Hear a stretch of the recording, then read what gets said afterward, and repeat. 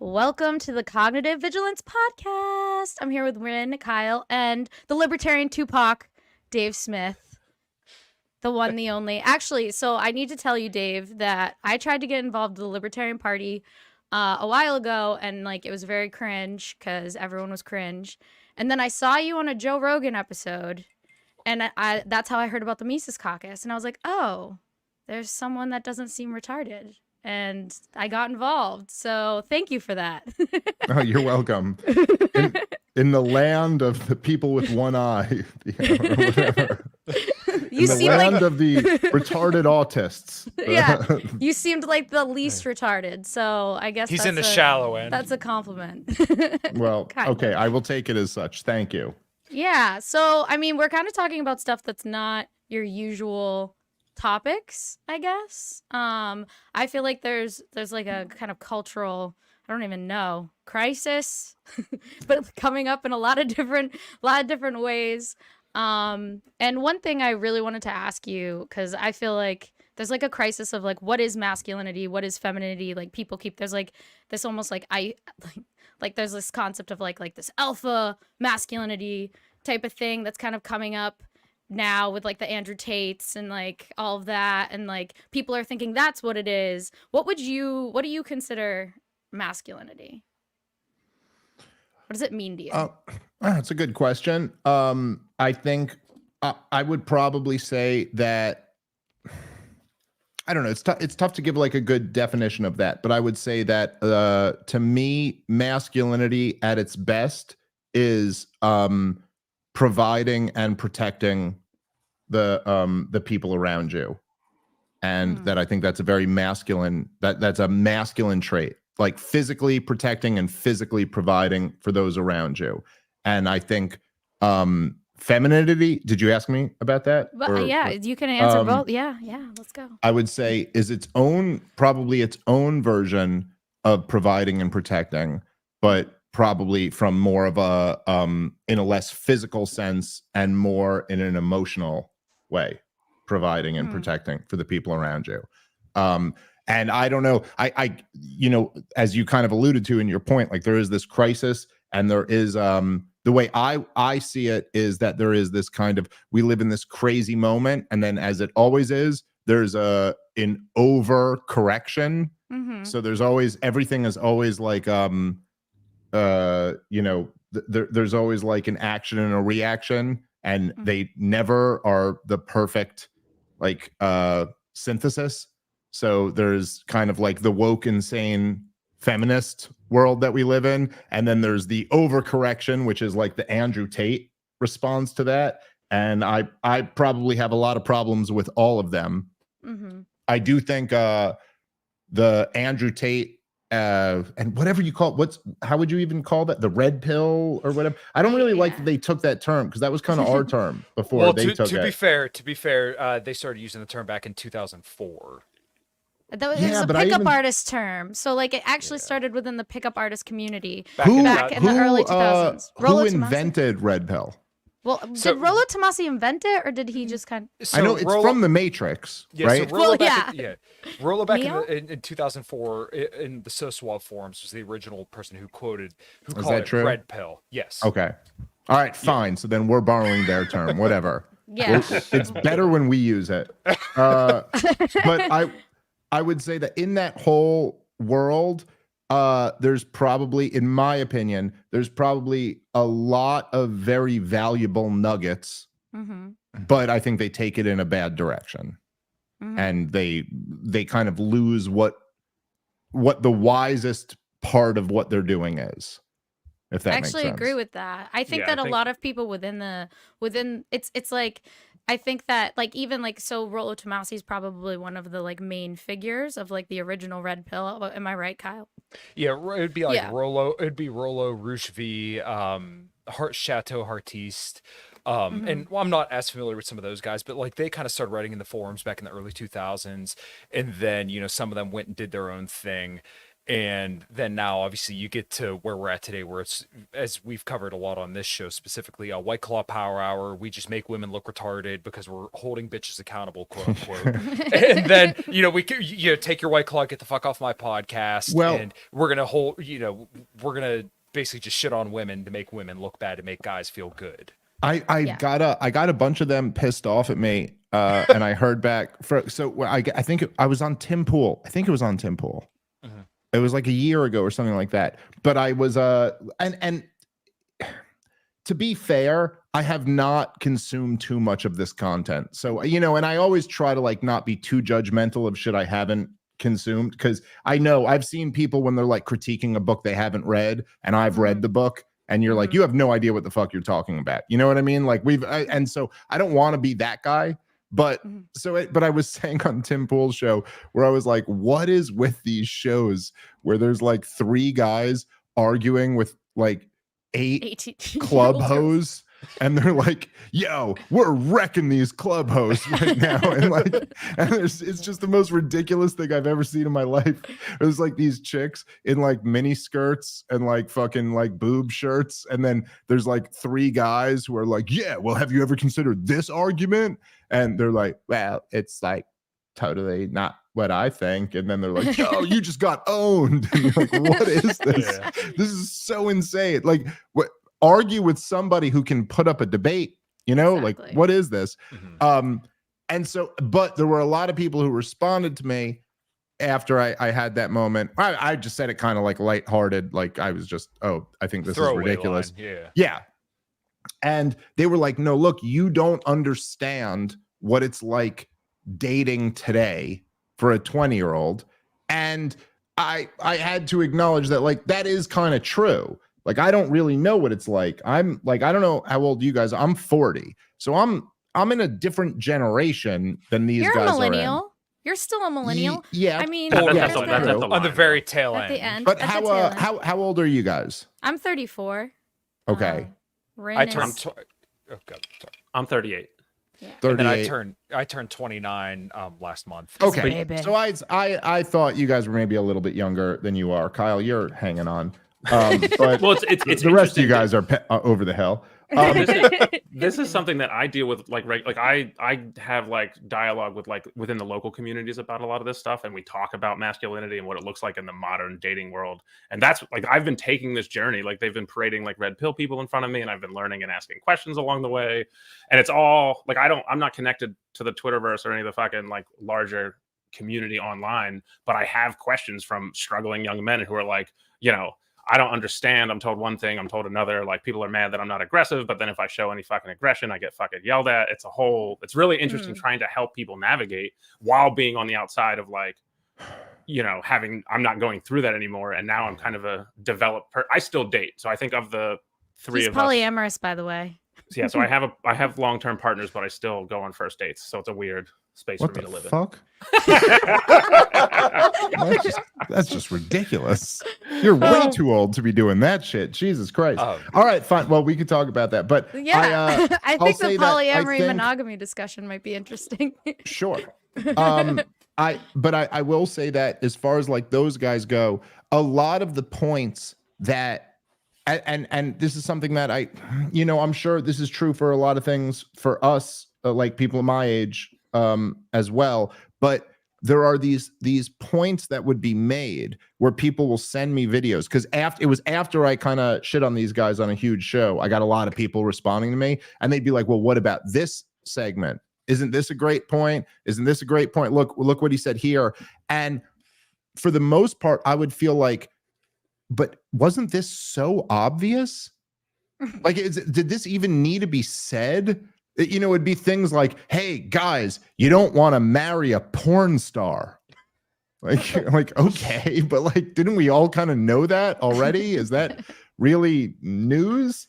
But at the same time, I will try to recognize that the world is different, and it is very different to be dating at 20 than it was for me when I was 20. And there are certain things that I guess this makes me sound like an old man, which I'm okay with. But there are things that are norms today about dating that would have been crazy for me when I was that age. And do you have any specific examples of that? well, Like, what are so your like favorites? well, look, and let me just Favorites. say, I'll say this, right? So being 40 as the elder statesman on this show, not by much, I guess, but as the oldest one here, I remember very vividly, I remember being 18 and how old 40 sounded. You know what I mean? Like where you were like, wow, that's like the end of the road, 40. But I remember that, like, it doesn't seem that long ago. And you know, things are different, but whatever. But so for example, the idea that when I was 18, the girls who we hung with would have, like, say, posted thong shots of themselves for everyone to see would have been wild. And I mean, even the girls who were slutty would like that would have never been a thing. If a picture of them in their underwear had been released, they would have been like mortified by that. And the fact that that's such a norm now, that girls will just have an Instagram account, and part of that is like, Ass here's shots. my ass, here's a picture of my ass. How do you like that? And what exactly that is, like, it's is so bizarre incentivized. to me. It's So bizarre. incentivized, Well, I so think. like basically, I Sure, think it sure is. Yeah. It's incentivized, and I mean, this comes down to like the OnlyFans is honestly the market, you know, coming up with a kind of answering a need, in my opinion, if you think about it, because like, I mean, I think about when I was younger, obviously people would have like, they would send nudes to their boyfriends. I've never been someone like that, mainly because I was always afraid of people sharing it. Like, even like just to a boyfriend, I was like, I love you, but I guess I don't trust you that much. But like, I think that like, now it's more about there being like because it really, the OnlyFans thing came up with COVID, right? Like that's when it really exploded. So it's like Yeah. incentivized because these girls want to make money, and obviously men are buying it. Like the people that actually Sure. spend the most money on OnlyFans are actually married. I think it's like 98%. It's like actually a ridiculous number. So like so it clearly there's like an incentive that's happening. But the what's posting and stuff was like Instagram was before that. Like, and I But think Instagram for sure. But yeah. also, let's be clear. Sure. So there's an incentive. Yeah, of course, that's right. But that's not like a market solution any more than you would say that in the Soviet Union, when everyone was starving and then the young girls would turn to prostitution, you'd be like, oh, that's a market solution. Prostitution something was like that. illegal It's in the like- Soviet Union. They were Huh? very prostitution was illegal in the Soviet Union. Yeah, but They were people Yeah, were very there was against still it. a bunch of it. Yeah, Yeah, I know. It's but illegal here too. And the reason why women would turn to that is because the government policies had made everyone so Yeah. impoverished that the only way they could think about eating would be to do that. So there was an incentive. And then I'm just saying, to your comparison, that in the year where the government shut down the economy, that Yeah. all of these young women turned toward essentially prostitution. Yeah. You know, I don't know. I look at that and go, that's like the most tragic thing I've ever seen. Well, do And you I think don't- that sex work hasn't always, because I think sex work has like always existed, like at all points in time, but it's usually been Yeah. invisible, right? And like Camille Paglia says, the best sex workers you never see, you never hear about them. They're invisible, right? But and now I guess the change is that they're not invisible anymore. Now we see them right out in front of the Well, world.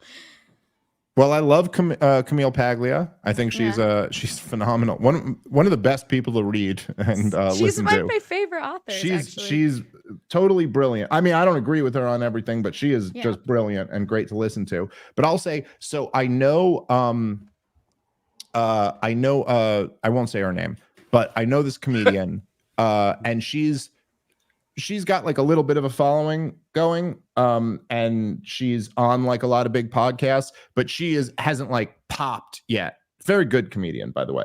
And a I female remember, funny comedian. I didn't think those existed. yeah, That's all right. very rare. So I won't say her name, but I've narrowed it down to 3 possible people. So anyway, the funny female comedian, and she so I remember talking to her, and this was in the middle, like the summer of 2020.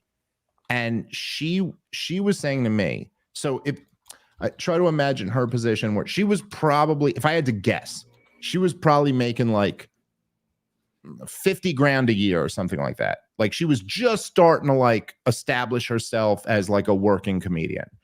And you know, the lockdowns happen and all the comedy work is gone. It's gone all of a sudden. And so now she's got no income coming in. And she was saying that she was like, do you know how hard it was for me to not start an OnlyFans?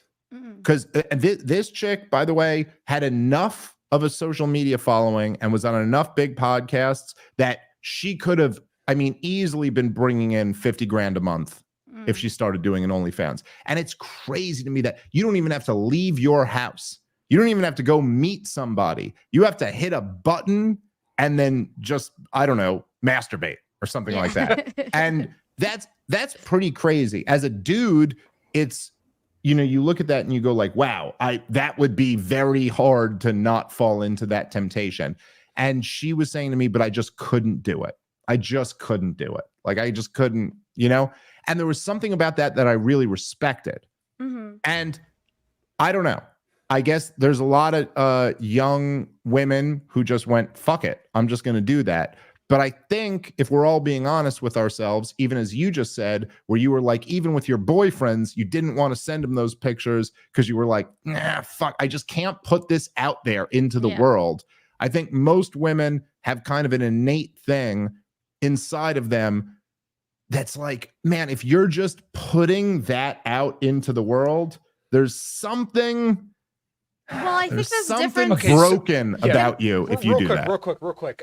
To Dave, your point, we had Ryan Stone on the show, who's would be considered Manosphere content creator. He had a really, really good clip, and I clipped it and sent it over to him because I thought it was so perfect. He said, women think of their reputation exactly like us guys think of our balls. Don't touch it. Don't fuck with it. You know, touch it, but be subtle. And to your point, that's exactly what it was, though. After he said that, I'm like, that's genius. Women don't want their reputation tarnished, right? So, like, you know, if a guy's running around on her and makes her look bad, then obviously she feels very, very bad about that. So I think that goes to your point. Yeah, I mean, I can offer a little bit of a counter. I know a lot of people who do OnlyFans work, and you know, I think one of the things that's interesting about it is most people don't make a lot of money with it, right? Most people make $100 to $200 or less a month. So like a lot of the people try it out, and it's really only those people that have that social following that can get those crazy fucking income curves. But the problem is always, you know, the two different camps, right? The people who are like, I'm not doing well, and this is a way to make more money if I like kind of like prostitute myself out. But there's the whole other side of people who are like, these are idiot men giving me tons of money for something that I'm safe and I'm fucking, you know, doing those things. I think when you're looking at it from that perspective, it's a lot more empowering. But it's the problem is it's the same thing, and it looks exactly the same for the people it's destroying and the people who are like, fuck it, like give me the money, I don't care. Yeah, well, so I think I managed a strip club, okay? By the way, I used to manage a strip club, and I remember being 18, and I remember this guy, he was like one of the owners of, people might know this type of strip, it was PT Show Club, they're a chain, and he owned them, and he came, and he was like trying to convince me, he was trying to be like, oh, I was 19, and he's like, if you became a stripper, this was when I was just a receptionist, so I was just at the door collecting money, and he was like, if you became a stripper, you'd make millions, you could retire, you could do all these things. Like, he was just telling me like this beautiful illusion, and like there was this moment of like, yeah, it sounded nice, but like I know for me personally, I was like, yeah, this isn't something that like I really would want to do. But I also do know women that do sex work, and like it isn't like how you're talking about this reputation, it depends on how they view what they're doing. Do you know what I mean? Like if you're doing sex work or doing like stripping or OnlyFans or whatever, and you're doing it from a sense of like lack, or like because you need to do it, not because you want to do it. And they did a study where there was a difference between that there was actually a bunch of affluent girls that were actually going into sex work just because they don't want to have to work a different job. Like they were like, well, I would prefer to do this. Like it's not that I don't have options, it's that they would rather. Why didn't you want to do it? For me personally, I think that try to be really honest. Why didn't you want to do it? I like, so I'm trying to remember my mindset then, because then when I became a manager, I even got to see how much more money people were making. So it was like, Jesus Christ. And I think that it really came down to the fact that not so much of reputation of what other people would think, but this is gonna sound so cliche, but it really did come down to the fact that like I was very close to my dad, and like if my dad ever found out too, Yeah. like I really would. It is cliche. It's very cliche. No, it's but, not like, cliche. You're telling the truth. yeah, but no, but I don't think that that's always the case. Like I knew strippers. Well, most of them had problematic relationships with their father. To be Most fair. of them. Most of them, yeah. But I don't know that with like all sex workers, but I would say most of them, yeah, had problematic. Have you ever met a stripper or a sex worker who you think had a great childhood with no trauma? Yes. So Yeah? yeah, I know those people. Yes. They do exist, Yes. but they're much exist. more rare. And No, when they I'm don't. saying, You're when I'm both saying, wrong. No, they don't. no, but and in regards to like what You're you both say, full of shit. you say trauma. No, come on. I'm just sorry. That's just There's doesn't. women it just that have doesn't trauma exist. that don't become sex workers. Yeah, and, but that like, doesn't. That's not. That is like- completely So beside the point. the I'm yeah, saying- I don't The think people I that's- know who do that do not do it in the U.S. To be fair, so it's in places where it's a lot less like, you know, there's a lot more safety involved, and it's like, you know, it's a choice as opposed to the kind of like I'm at the end of my rope thing. But No, I but mean, look, Brandy just said that she had a choice and it could have made her. And what was the thing that stopped you? And you said it yourself, your relationship with your father. Was I think part of it. I think there was more, and on a logical All right, level too. I didn't say that. You said it. I think I'm agreeing. I think that that's part of it, but I do think that there are other things that also prevented me, but I think that that was a huge part of that.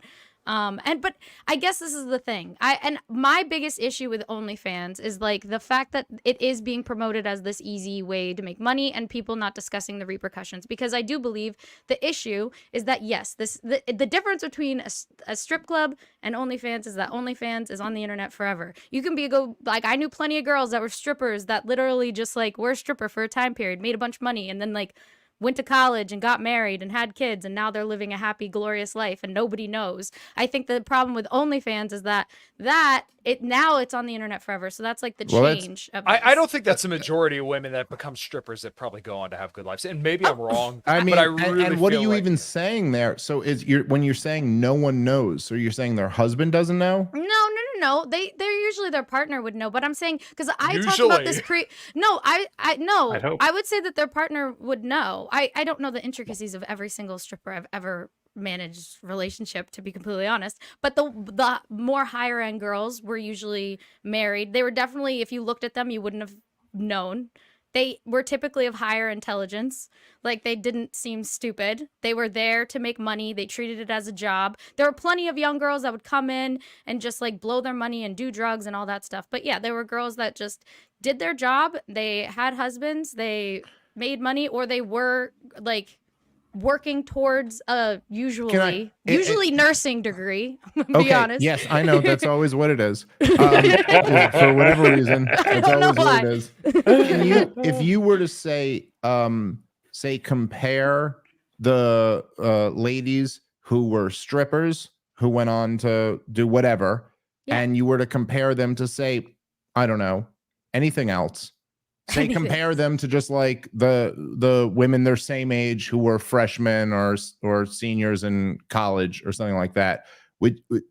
Do you think that they were tended to more come from a dark past, or like have something dark in them, or do you think it's all kind of the same thing? Like, whatever, might as well be a student in college. Was a mix, because even when I said like not having a good relationship with their father, I don't mean that like they were like from a single mother. I mean that they just like didn't work close with their father too. Like people that just didn't have like a close relationship with their father, and like there was a lot of that, or people that just didn't like their family. A lot, actually, you'd be shocked, came from very religious households. No, that doesn't shock me at all. Like there's a lot of that. So like it's like an overcorrection. That doesn't shock me at all, because I think a lot of those super religious families are actually super fucked up. Yeah. I'll say this. This is what I think is the most fucked up thing about OnlyFans.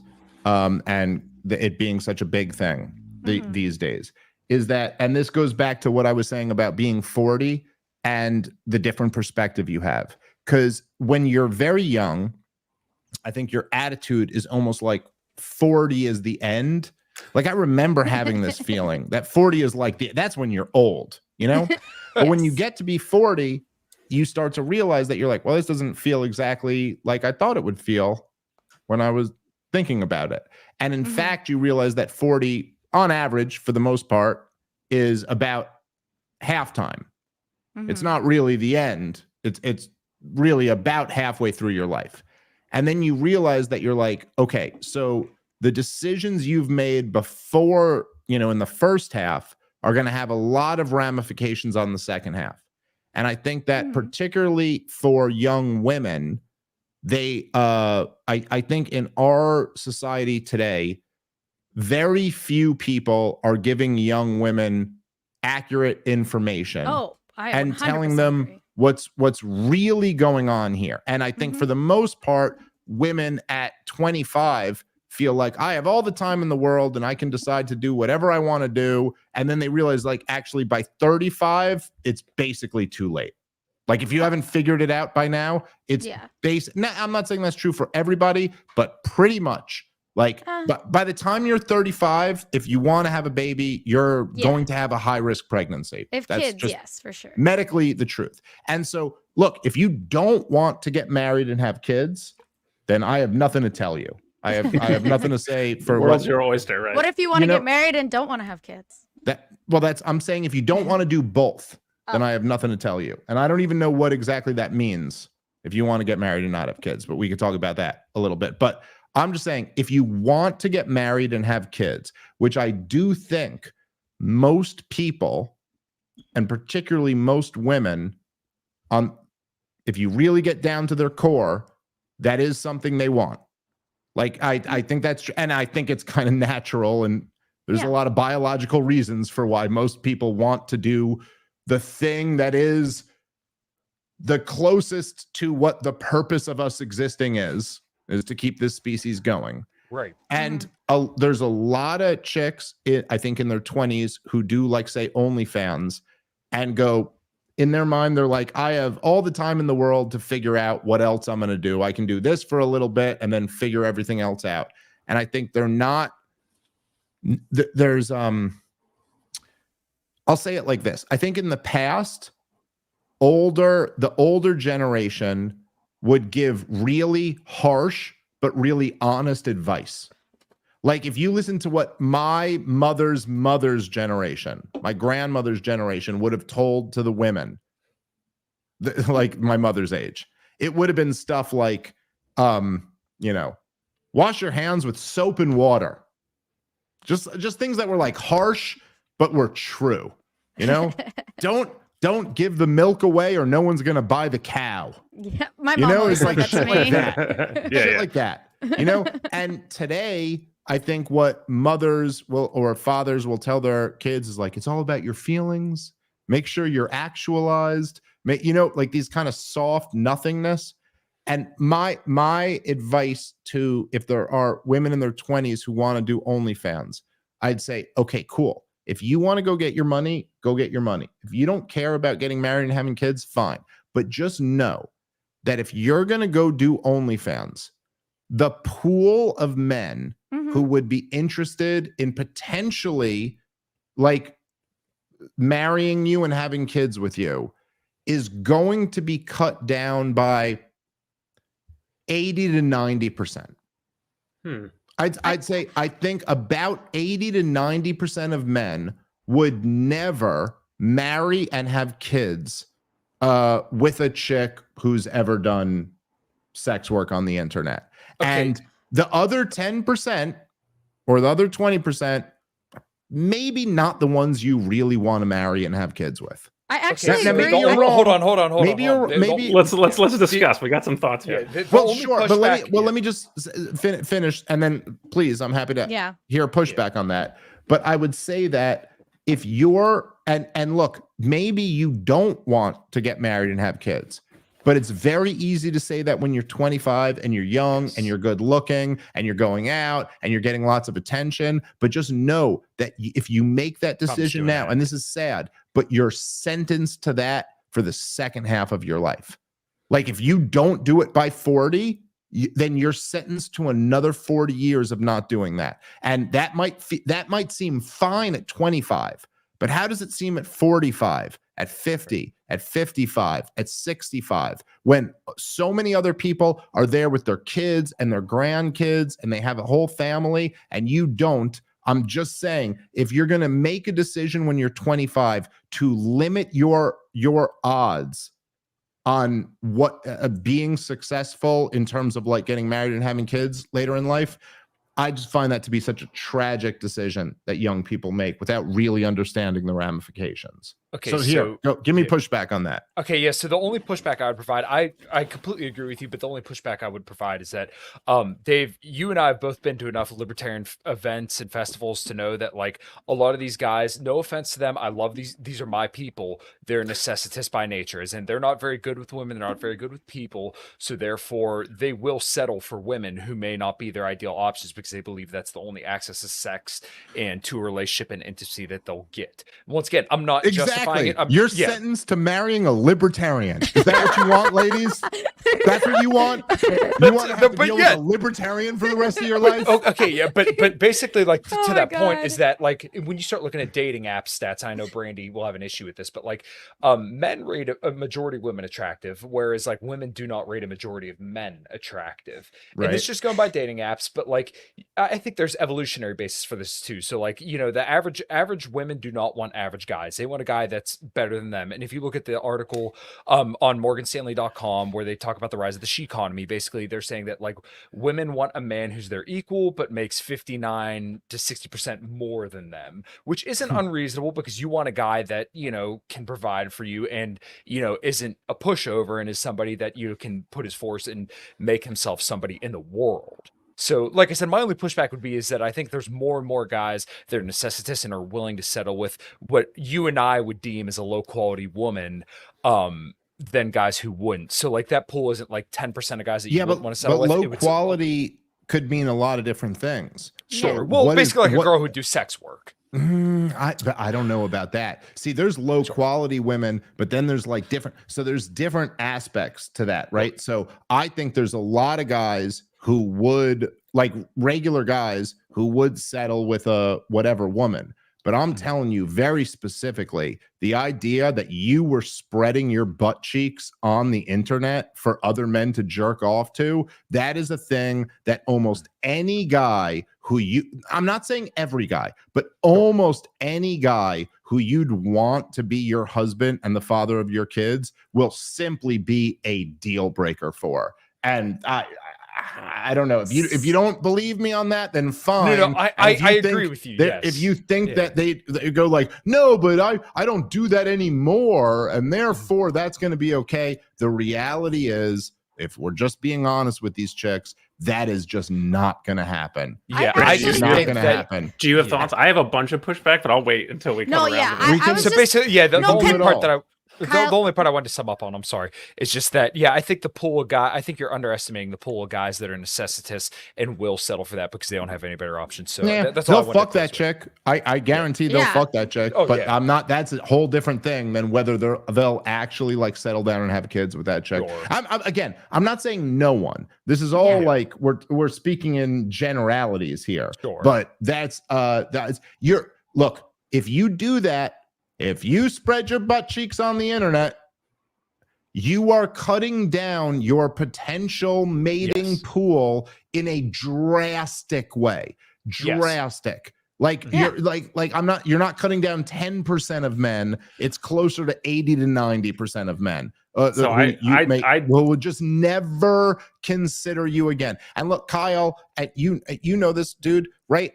Every guy has known this even since we were kids. Even since we were teenagers. This is how men operate. And this is something women should know. Men operate on a thing where we put chicks into categories. Mm-hmm. And very quickly, we will put you into a category of, are we trying to hook up with you? Or do we consider you like girlfriend material. Marriage material. I'm saying from the age you're 18. Girlfriend material, even. Absolutely. Forget fucking marriage, even material, Yeah. which comes later in life. But whether it's just like, oh, I want to hook up with this chick, or oh, I'd actually be with this chick. And then when you're talking about marriage material, it's like, then the standards just raise. And look, I'm just saying, almost everyone, especially the guys who have options, yes, you're just going to be dismissed as not. Yeah, like, I agree with that. Not wife material. So I think I will admit there's a real possibility you're completely right. Right. There's always the chance this is how things fall. But the dating world is such a volatile place right now. Like, if enough people are doing it, it's like, it's all of us. To me, this sounds like when we were like really covetous of like the virgin partner, and it's like, oh, if you sleep with too many people, no guy will want you. And you know, that bar has just constantly moved to like, oh, if you've had sex with a person, you're ruined. If you've had sex with like fucking too many people, if you've done sex work, you're ruined. If it becomes normal, or even like a little bit normal, that huge 80%, 90% of things goes away. It just be like that to me is a cultural norm, right? Where like, I think if it was normal and you're growing up in it, you're just like, oh, you know, everyone's seen this person naked, and that just stops being like a thing that we care about. It might not be enough. Like this, the OnlyFans movement might be a blip, and then there's a 5-year period of people who did it, and they're gonna like suffer. But if it's here to stay, it might become a little bit more normal. Does that make any sense? That makes total sense. So I would say that I think there's some truth to that. I think there's some truth to the idea that, look, if you're, and this is part of the reason why I think some of what do we call those guys? The White Claw Power Hour. The podcast where they defeat 6 club whores and then feel good about themselves. So part of the reason why I think they're wrong is if you're telling your audience that you need to find a virgin who's whatever, you know, like it inherently, if I'm telling my audience something that only a very tiny percentage of them could ever possibly find, then I'm giving bad advice. Yes. Like if I'm telling the men who listen to my podcast and I'm going like, okay, here's what you need to do. You need to be the CEO of a Fortune 500 company. Then inherently I'm giving them bad advice. Yeah, because there's only 500 positions available for that, you know? And so the rest of you are not going to be able to find that. And so most men today are not going to be able to find a chick who's never had sex. And then I don't know that that's what you'd really want, you know? Like the people who are of means and are like, I don't know, higher status men. I don't know. I mean, I don't know that I wouldn't want to like go to a third world country and find a virgin. I kind of want to be. You don't want to be a passport, bro? You don't want to be a passport, bro. So no, that's like awful to me. Like no, I love, like my wife is like the absolute best, and one of the things I love about her is that like we have a lot of shit in common. We grew up in around the same time. I mean, she's a little younger than me, but we grew up around the same time, understand the same things, are immersed in the same culture. So I do think you're right to some degree that the culture changes things. However, there's also a biological element to this. Sure, and I support that. I agree. It cannot just be stretched to infinity. Also, and the truth is that men have, but dude, there's this great book I read. Oh man, this might be fucking 15 years ago I read this book, but the book is called Before the Dawn, and it's by Nicholas Wade. And some of you guys listening, you might remember this name because Nicholas Wade kind of became heroic during COVID because he was actually not retarded on COVID and like said the truth a few times. But this dude was like the highest level. Like he was the science editor for the New York Times, and he was the editor of Nature and Science. So he was like the editor for like the biggest scientific journals in the world. Mm-hmm. And then he told the truth about COVID and got totally ruined. But way before any of that, like 15 years ago, I read his book, Before the Dawn. Really, really good book. is a book about the history of evolution. And there's a chapter in there that's all about the history of, you know, like mating strategies and reproductive evolution. Yeah. And I mean, look, it's just, the truth is that there's a biological reality to this, where women and men existed as hunter-gatherers for hundreds of thousands of years.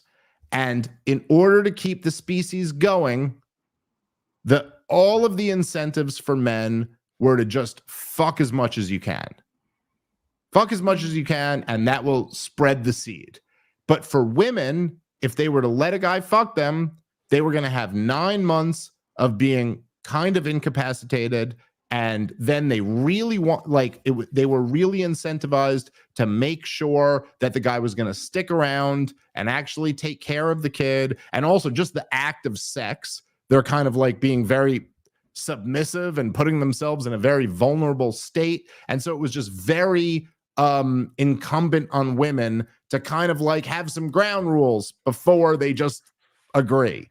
So and we can see that in modern society. And the idea that like we all kind of know that men and women just are different in reproductive like areas. And the idea of a woman just saying, I'm going to just spread my legs for anyone is different than a guy saying, I'm down to fuck anyone. It's just not the same thing. And so there is evidence for multiple like different kinds of like mating strategies pre-agricultural revolution, some of which like looks like that, and some of which actually looks like the village model, where it's like you don't know who the dad is because everyone's raising it. Well, also back then, it was like 1 in every 17 men got to procreate. So, correct. Yeah, so there was a lot of incels. Okay, lots of MGTOW. Sure. Yeah.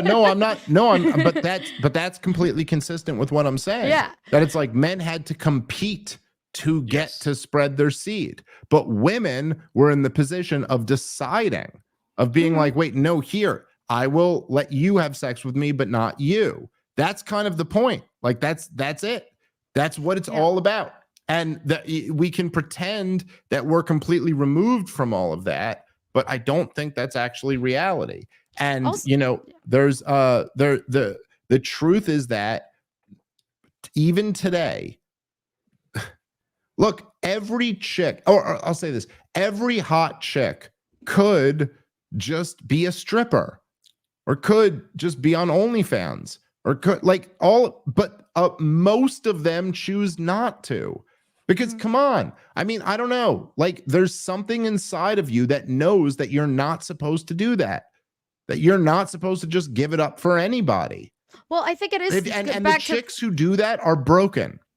Well, I think it is back to like the repercussions of what can happen. And I actually do agree with you. Like I do believe that most men wouldn't, like most men are going to find an issue with this. And there is only 2% of women in the United States that are on OnlyFans, but the number of men that are on OnlyFans are actually much, much, much higher. But that's a totally different thing. That's a totally different thing. It is. I mean, come on. That's just like those two things aren't the same. And look, I do think those men on OnlyFans are also pretty fucking sad, to be honest. I'm not like for those guys who are on OnlyFans, but that's a totally different fucking thing.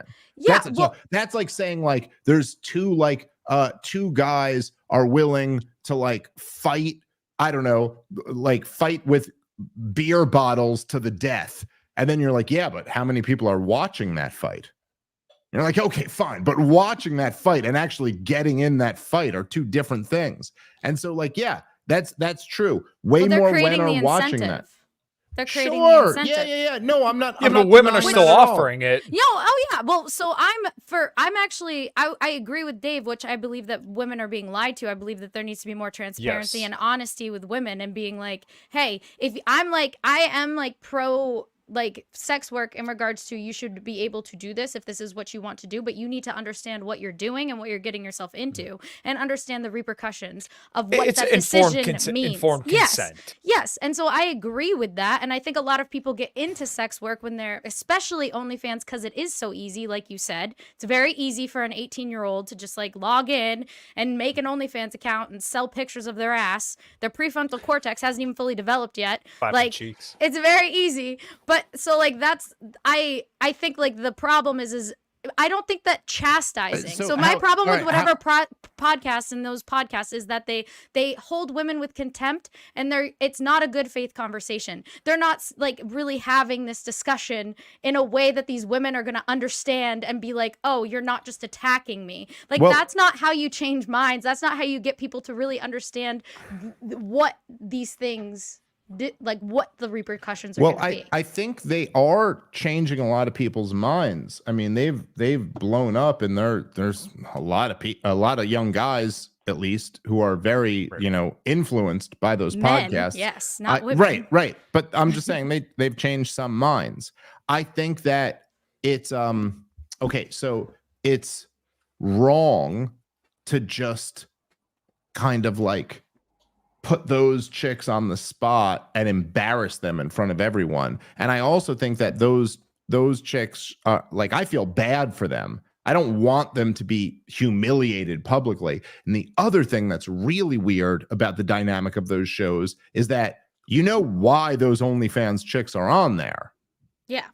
Because they're promoting their OnlyFans. Yes. So you have this weird dynamic where these like guys are going like, become millionaires, be strong and cool and take on the world, and look at this dumb OnlyFans chick. But then their audience is subscribing to these OnlyFans chicks, and that's why they're on there. The whole so thing, it's all so like weird and sick and like not okay. But yes, all I'm saying is that there's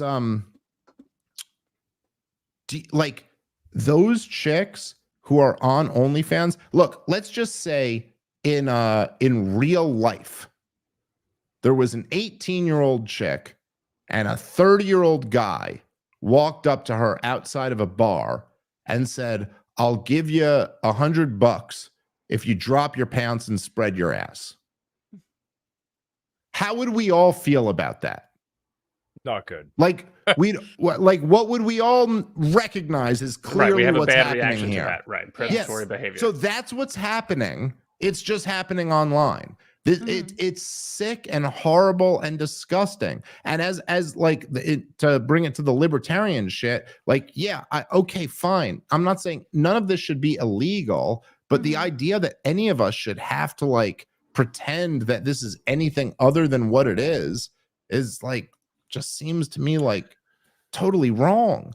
I mean, come on. Obviously, this is awful.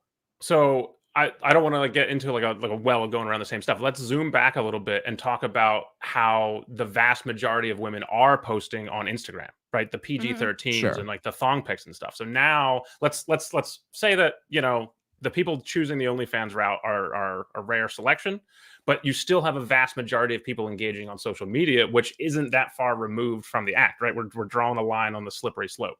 And, the bikini pics, the thirst traps, all that sort of stuff that young women are rapidly engaging and still doing. So now young men are still being told, people who are doing that are still broken and still have problems. And that doesn't like reflect, right? I don't know if you would agree with that or not. I'd love to hear that. But I think to me, there's still a point where people have to deal with, oh, this person that I have like I'm connecting with and really vibing with has pictures out on the internet that a bunch of perverts saved from like internet archives and are going to be circulating around. Right. But we're just talking about Instagram, like bikini pics, like yeah. So the normative ones where normal stuff. Yeah, I mean, but I mean that's still like a sense of advertising. Like basically, if you're showing it's sexually explicit pictures, even if they're not fully nude, you're still kind of signaling in guys' lizard brains essentially that you're sexually available, right? Like guys are going to look at that and interpret that as like, hey, this chick is hot and therefore she's available. Like, And you know, I know Dave probably has the same experience. Like, my wife does not post on social media. If she does, it's pictures of our dogs or it's pictures of us together. Like, she does not display sexual availability on the internet because she is my wife and she respects our that's boundaries. insane. In that Like, respect. because that would be cheating. I mean, I like, Right. I don't know. Well, look, I'm not. So I what don't- Is is it what the is the- selfies? Are Well, but what selfies is- cheating? what I'm asking? Well, is what is it the- depends. It What depends. is- What are depends. you posting? Interesting. What is okay, the so tangible if advice? my wife, tell yeah, me if my what wife, you think. What do you think? I mean, I don't know. Look, if I so let me say this. If I lizard brain is not cope, by the way.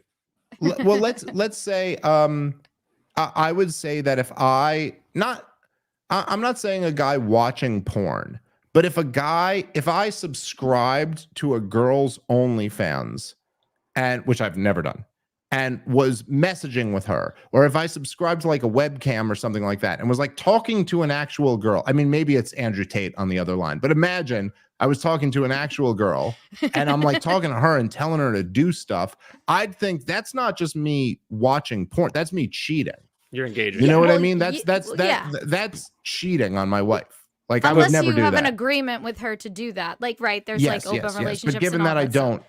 don't Yes. have an agreement, that's cheating. I would agree with I you. would also say that, like, if I don't know, if I were to post a picture of like me with my hard dick out on the internet, that's like cheating. You're like letting other people know. And like, yes, if you're posting a picture of your ass, what is the goal there, or what is you're posting this for other guys to get their dicks hard about? So- like, so like, what You're I don't posting know. that Yeah, for to male me, attention. That's cheating. Right. That's my opinion, at least. So I want to jump into now. Young men are getting the advice that women doing this are a problem, are like cheating or doing bad behavior. But when the vast majority of them are doing it, I talk to young people who are like, how do I navigate this? And I'm Do you like, think the vast majority of women are posting those? Because I mean, I guess like when it comes to like sexually explicit photos, I don't know if I think that that's the vast majority of women. I don't have numbers on this. But how like, many?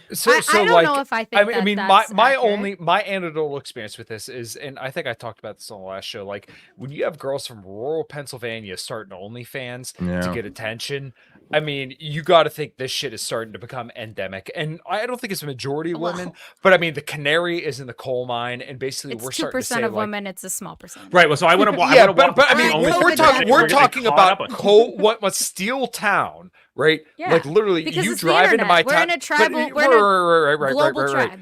Yeah, but once again, you drive into my town, it literally says like America's first steel town, right? And then like 5 minutes this way, there's cows, 5 minutes that way, there's a turkey farm. I mean, we're in like the middle of nowhere by where I live. So like girls here are starting OnlyFans. That is a canary in the coal mine that says that something is going on. And like, look, people should be free to do this, but Brandy, I agree with you in the respect of like women should have informed consent. Like, hey, if you do this, this is forever. Like this will be on the internet, and you will potentially have like a lot of, you know, consequences down the line where men may not want to be with you because you displayed, you know, your ass, your tits, your full sexual self on the internet for guys to see. Yeah, well, I was just gonna say, like, back to the Instagram thing, like the reason why people do that is like, yeah, the dopamine hits that you get from likes. It's like when I have a spicy, well, like when I have instead of posting nudes, I post a spicy take on Twitter, and that gives me my dopamine hit instead of me posting like a sexy photo, you know. But like, it's still the release of dopamine in our brains. I'm just not posting a sexy photo to get my dopamine release. Yeah, but the sexy photo is way easier. Do we have words for young people with like dating market when the people that they're going on dates with have thirst traps on the internet, not OnlyFans? Like what are we offering? So like, right, like I'm having conversations with young men who are struggling to date. They are asking things like, you know, oh, I'm going on dates with really great people and I'm having a wonderful time, but you know, they have these accounts, these Instagram accounts, these like, you know, like Facebook posts when they go to the beach and it's not like the ones who are trying to like, you know, be fitness models or whatever. I'm not even talking about that. I'm just talking about the fact that people like are very comfortable putting very personal, very intimate things about themselves out into the world. And so then the advice you hear from, you know, like Kyle, your you know, section of the world, the manosphere, the kind of traditional things, is that those are untouchables. And so when you have more like, so what is the advice we can do? Because the advice I'm giving is just ignore it. Like, you know, like if people want to do that, well, let them do it and judge based on the caliber of their, you know, character in person. And judge them on their caliber. Let Dave. I want Dave's answer first, and then I'll give mine after his. Okay, so my answer in general would be that, and this is my advice to men and women. When you're young, and again, this, by the way, this really depends on what you're looking for, because that really like dictates everything. So if you're just looking to get laid, or if you're just looking to like date for 3 months or something like that, then I don't know, then yeah, go with whatever you think is going to work. But if what you're looking for is to like settle down with someone, or you're looking for someone to be like your wife and the mother of your kids, I'd say, or husband and father of your kids, I'd say never ignore red flags. And where there are red flags, people will always, you know, all of these people who are stuck in like awful marriages and they're miserable, you ignored red flags over and over again. So I would say don't ignore red flags. And if somebody is posting themselves basically nude on the internet, that is a red flag, and you should put that person into a category. You know, like the recreational use only. Yes. So that's what I would say. Okay, by the way, I disagree. For the record, I'm not one of these fucking red pill guys, and we could talk about how much I disagree with them. I don't believe in pimp shit. I recommend everybody like get married and settle down and have kids. But I'm just saying, yes, if somebody is doing that level of shit where they're putting naked pictures or essentially naked pictures of themselves online, then I think my advice to anybody, and I'm not saying that person could never make a good wife and mother, but I'm saying my advice would be take that person out of the category of someone who you could possibly take seriously. So, but then they're in the category of like people that you'll just fuck, but like, isn't that perpetuating the cycle of broken women? Like that's like the whole argument. But yeah, I mean, like if you're just like, I'll just fuck you. Hold on. So I feel like there's a little bit of nuance here, right? So like, I mean, if a girl has slept with like, you know, 20, 30 people, there's probably wait, is that high number or low number? A high number. Don't ask fucking Jesus. Yeah, so like if a woman has slept with probably over 10 people, like there's probably other patterns in her behavior that will let you know like she's a red flag, right? So like for me, what kind of let me knew about my wife that like she was somebody that I wanted to marry is that like she critically thought about herself and, you know, things that were wrong with her character at the time. On top of that, she also, you know, had indicated that she wanted children. She was serious about a relationship and she wanted exclusivity. And she was genuinely interested in me and pursuing a long-term relationship, which, you know, we've been together now. We just celebrated 5 years and then 1 year married back last month. So like what I would tell to young guys is that like, look, you can have your recreational women and look, it's just is what it is. Unfortunately, we live in the age where we have technology and women are going to whore themselves out for attention and stuff like that. It just is what it is. I'm not agreeing with this. I don't think, you know, it just is what it is. You have your category of recreational women, and then you're going to find a woman, you know, hopefully one day after you understand a lot of like intersexual dynamics and how to improve yourself as a guy and make yourself a valuable person. You're going to find a woman who you want to settle down with and have a family with. So like when it comes to red pill praxeology, it basically the goal should but basically it should be that like you use this stuff to become the best guy that you can be for you, not for a woman, for you, and then build the life that you want, which typically will be a monogamous relationship where you have a family and kids and you're happy and you guys have a good marriage, you know, till your final days. That's what like my goal and my thoughts are on red pill praxeology. Wait, Kyle, can I just ask you? So you're married. You don't have any kids though, right? I do not yet. Okay, so and you guys, are you guys married or have I'm kids? not. Or? I have a boyfriend. I'm not married. Not married, no kids. Okay. Relationship statuses. He has many girlfriends. Okay. I'm sorry. I was just curious, like what the. Yeah, what Dave, everybody- you liked my picture when I said it was a year for my wife and I. Well, No, and No, that's super. I'm very happy for you guys. I just Thank forgot whether you had kids or not. Nah, dude, you're good. can No, I- and By the way, the first time Kyle asked me, he said, "Hey, can you come do my relationship show?" And the date he asked me was on me and my wife's anniversary. That's right. That's And right. Yes. I was like, I don't think that would be a good relationship show for me to come on and do it on me and my wife's anniversary. listen, Because, honey, I want to talk about our dicks, but Just not with listen. you. babe, things are going so good with us that I'm going to skip this anniversary to go do this relationship show. Well, look, I'll say this, right? And I'm not saying that this is, I am not an absolutist. And I'm not saying that everybody has to follow what is, my vision of the good life. And I think that's the essence of being a libertarian, is going like, look, I have my feeling about what is a good life, but I don't have a right to enforce it on Yes. you. And perhaps I'm wrong, and perhaps I'm right, but I'm also wrong for you, But I'll say this, that I have a really great career, and I'm very blessed to have the career I have. And it's not, I'm not just blessed or just lucky. It's also, I worked very hard at it, but there's a lot of things that were out of my control that worked out very well for me. And so I get to have a career of something that I really love to do. And I don't ever really work. I just kind of do what I love to do. And I make good money, and I get, a good, response and all of this from that. But the older I get, the more obvious it is that none of that matters. None of that matters. And I would give all of that up in a second. It just doesn't matter. All that matters, the only thing that matters, is my wife and my kids, my family. It's the only thing that matters. And that I just every second I get to spend with them is the most important thing in the world. And every second that I'm not spending with them is just a means to an ends to get back to them.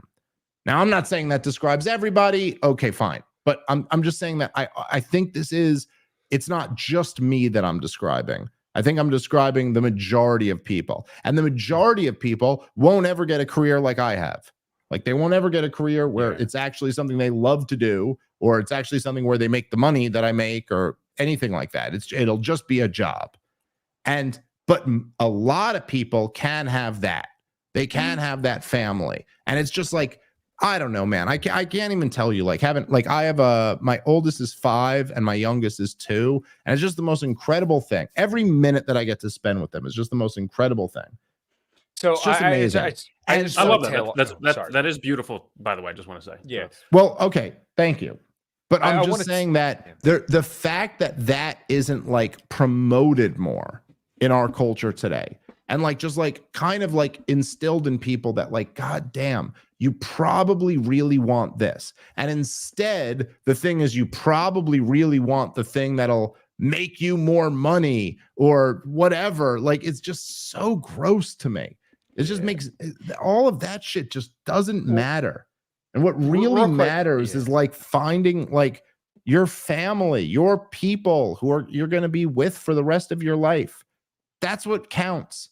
And so if you're doing something that will make you more money younger in life, but will lower your odds of finding that, it just seems to me like the most tragic thing in the world. So one thing I want to tail on to the end of that is that a lot of guys in my sphere, because I do consider myself red pill and follower of red pill praxeology. One thing I'll never forget is being on the beach in Coquina Beach when I got literally the day I was going to marry my wife, and counting the birds before I turned around to go see my wife, and then we continued our ceremony. A moment like that. Guys say often that you shouldn't get married because it's a bad deal for men, and that's absolutely true. But your goal should be to find a lifelong connection with somebody that you genuinely care about and that you think will be a great mother for your children and will change the course of your family for the better. So like this is getting personal, but like my wife and I both came from broken families, right?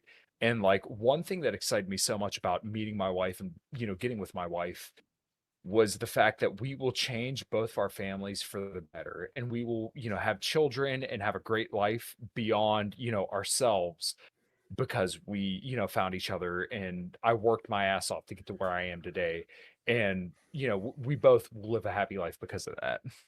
Yeah, Can I just that's ask a so awesome, question dude. to- Thank Sure, sure. Let me just say, but that's so awesome, dude. And that's like kind of the story of me and my wife too. And Mhm. that I think there's a lot of us today in our generation who didn't grow up with that, who want to give something different to our kids, who Yes. want to go like, yeah, all right. Like we didn't have, we can kind of like take in the information of what we grew up with and go, wait, here's what's wrong with that. And what we kind of should do is that like if we're going to get married, then we should mean that we're together forever, and we're not Yes. going to like have kids and then have a broken family. Like and Mhm. look, whatever. I'm a libertarian. I believe like everybody has the right to live their life the way they want to. But I can also say that I think that somebody who grew up in a broken family who then says, okay, I want to like start a family and keep it together and not broken is better than the person who's just going to like have another broken family. I have a right to say that. I have a right to like feel that way and still believe in freedom and still believe that like you have a right to do whatever you want to do. But so anyway, that's how I feel. Sorry. Well, I was gonna say in regards to marriage, do you believe that it is the actual like contractual agreement of marriage that's important, or like the long-term pair bond? Because for me, I kind of have I have an icky feeling in regards to the government being involved in my marriage. Even in the end, I think that there's an aspect of it that is more beneficial to me, like as a woman.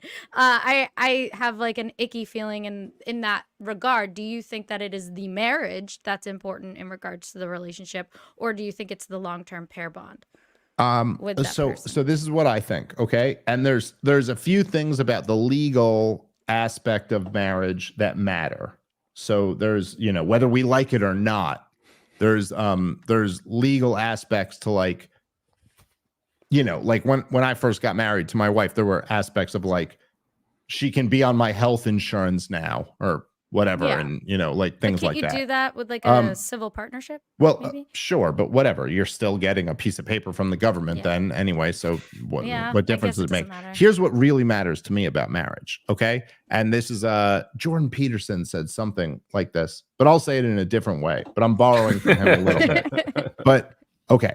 So if you were to conceive of life as a series of games, and this isn't to diminish anything, but just like the way you play games when you're a kid. If you could imagine, we're all like right now, basically Kyle was like, hey, on Thursday, you want to play podcast with me? That's kind of what we're doing. We're all playing in a way. It's all a series of Yeah. games. And again, just to be clear, this isn't to diminish the games. I'm just saying a way to conceive of how we live our lives. Mhm.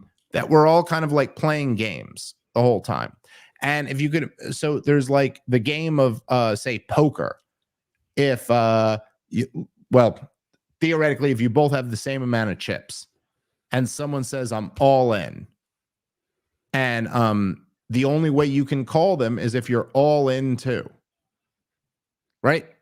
And you could say, well, I'm only going to put half my chips in, and I call that poker, and I say I'm all in now. But we would all kind of look at that and go, but you're not really playing poker now. Like that's not the way the game works. You've changed the nature of the game. Yeah. You can only play this game if you're all in. That's the only way you get to see these cards. You don't get to see these cards unless you go all in. And so the point that I'm trying to make is that there's some games that you can only play if you're all in. And that's what matters. It doesn't matter whether you get a government piece of paper or anything else. It doesn't matter what you do. The point is that what marriage means to me is that you're all in. Mhm. That's what me and my wife are. So So- it's not Yes. the government aspect of it that you think That is means no, nothing. It's a Okay, personal yeah. aspect. Okay. That, Yes. I agree. that's Yeah. that's whatever might be more or less convenient. The only reason why we'd even get that government piece of paper is because we're so all in that let's get this piece of paper to let them know that we're all in too. Sure, why not? Yeah. But the point is, what being married means, to me at least, is that to me, I'll be with my wife for the rest of my life. And I don't have, there's no question about that. There's no, well, maybe things will go bad and then we'll reassess things later. It's like, no, she's Mhm. my person and I'm her person, and that's it. And she's given me everything, and she's given me my children, and she's been the best person that I've ever met in my life, and that's it. The rest of my life, I will always be giving her everything I have. Everything I have will be to give her a better life. That's what marriage is to me. That I'm all in. So I love that. And that is what my opinion is what and this is my biggest beef with those red pill guys, is that this is what you should be telling young men to search for. Not all of this other shit, not having a fucking fancy car or banging a bunch of bitches, because that doesn't mean anything. So But I don't want to be antagonistic with this, but because I really want to understand. But sure. like, what is your view on the 50% plus people who are getting divorced? Like, are they playing the game poorly, or are they making the right choice for them at the moment? Or like, how, what is your thoughts on the vast, like, failure rate for so many marriages? Well, I mean, okay, so a lot of them are making the wrong choices. And a lot of them have also just like kind of accepted this thing of like, yeah, if it's not going great, we'll just leave each other. Like essentially what I'm saying with my comment about being all in is that I think they never were all in. So I don't really think they got divorced. I think they were never married. Well, so like I think that one issue for what I think an issue is like people getting married too young. I don't know if you agree, because like I am pro like people like, finding their person and pair bonding and all that thing, whether that means a legal marriage or whatever. Like I think that's great. Whatever, good for you. But like I think that there is statistics that say the younger that you get married, the more likely you'll divorce within 10 years. I think it's like a little over 50%, right? So I think just the hardline advice, just get married as soon as possible, which I actually see some people on those, I wouldn't call it red, like they're the White Claw Power Hour podcast, right? The ones that you've seen clips of where they're sitting around and they usually will have a Clowning few conservative, women. yeah, they'll usually have a few conservative men. And by the way, like all of the men are like in their 30s and all the women are like in their 18, 19, 20. So, unfair fight. But, like, they'll say like get married and this is the most important thing ever, but it's like, yes, I think that is, but it's also finding the right person and like not rushing that decision with like the first person that you meet that you're like, oh yeah, like we have a bond, we should just get married right now, without like figuring it out first. Would you agree with that? Or Well, I think that the messaging is there, but we're getting like it's like what you said, Dave. That like I want to find my person and give my everything to that. That's beautiful. But what that message is getting filtered through, the machine, and it's coming out. Get married as quickly. You know what I mean? Like that's what people ASAP. are hearing. Get married ASAP. And and people think that they just need to get married instead of like thinking about like, okay, well, shouldn't we maybe like, because really, like above the age of 25, it's like I think the best time to get married is between 25 and 35 for like statistical longevity, but what statistics only have so much weight here. But like what would you say, like there has to be like more to that, right? Not just like get married, like make sure that you're kind of finding that person. Well, it's like with all these statistics, you have to like break down all of the kind of layers of it, right? Mm-hmm. So like you can't just abstract the age. Right. So what people say, like 50% of marriages end in divorce, but then if you like actually start looking into the statistics, it's almost like saying like whatever percentage of people die of COVID. But then you're like, okay, but how many of you were sick? How many of you were this? Yeah. How many of you were that? And then you kind of get to the real statistic. So I think a lot of that doesn't so much have to do with age. It has to do with like our culture. It has to do with what the situation is when you get married at that age. So I don't know. I think the quicker you can find the person who you can spend the rest of your life with, the better. But at the same time, yeah, like in today's culture, if you're getting married at 18, how many of those people getting married are getting married because they're escaping from an abusive family and they're for just jumping on the first person who comes their way? So it's hard to say exactly what's right. I think that if I were looking, like trying to zoom out and look at our current culture, I wouldn't say that the big problem I see is that some Manosphere podcast says you're supposed to get married at 18. I would say that the bigger problem is that people at 18 don't even have that in their minds, and that they go through a decade or two of just thinking they should hook up as much as they can, and then they start to figure out, oh, I'm not really going to be that happy being alone for the rest of my fucking life. And especially for women, man, where like, as much as I'll tell you that I'm very happy that I got married and had kids, the best thing I've ever done. Were you in long-term relationships before that? Like before you met your wife? No, not really. She was your first long-term relationship? No, not my first, but I wasn't like in a lot of long-term relationships before I met her. Yeah. But I think that for men, like I know a lot of men in my field who are like guys who have a really cool job, who make a lot of money, who have status, and are kind of constantly in this world where it's not that hard to hook up with chicks. And they don't get married and they don't settle down and they live their life and they're kind of having fun and it's kind of like a big party. And I don't think that's the way to live. I'm very happy that I went the direction I went. But that I also recognize that that's not like the average path. And particularly for women, like even for good-looking women, that the good-looking thing doesn't last that long. And men have an inherent advantage over women if they're going to play the single game.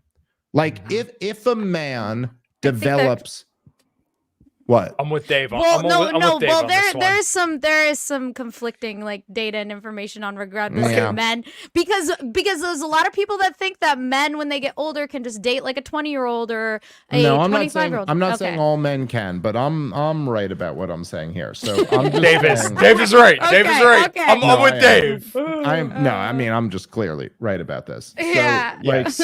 Look, I'm just saying that there are these men who I'm not saying all men are like this. I'm saying that the guys I know who are making good money, have status in their career, and are like kind of in this position where they can be single into their 40s, into their 50s, into their 60s even, and they can still get hot young chicks. But those chicks are dating them because of their money, not because they like them. Like, I'm not arguing that. Yeah, but is that good? That's not like a basis for a good relationship. No, but they're going to do it regardless, and they're going to do it no matter what. You're emotionally reacting to what I'm saying, and you're not hearing what I'm saying. No, I just had a You're few not goons. listen. You're not hearing what I'm saying. I'm saying that I think what I did is way better than them. I think that the good life is what I have. I would never want what these guys have. I'm just saying objectively, they have that.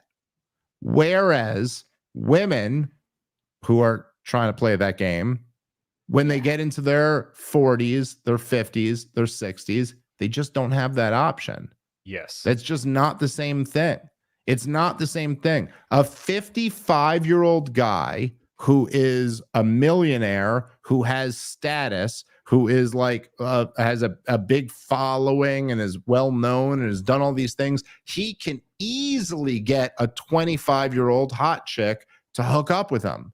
Whereas a 55-year-old woman, I mean, maybe you can name the 5 examples of them. I mean, if they have the same money, they're probably fine. Yeah, I think but the money goes no. deeper. I'm with Dave on this one. Listen, I mean, this is just the truth. When was the last time you seen an 18-year-old dude say my penis got hard because I saw the 55-year-old woman walking down the street? I mean, come on. Like, even polls bear this out. So like, I don't think the 25-year-old hot chick is saying that about the 55-year-old dude. No, they don't think they're hot. They don't. They're using them for money. Hold on, guys. Yeah, when guys are polled. When guys are polled, all I'm saying, he's getting her. He's look. He's getting the fuck, and she might use him for money. And yeah, if you're gonna marry someone like that, sign a prenup.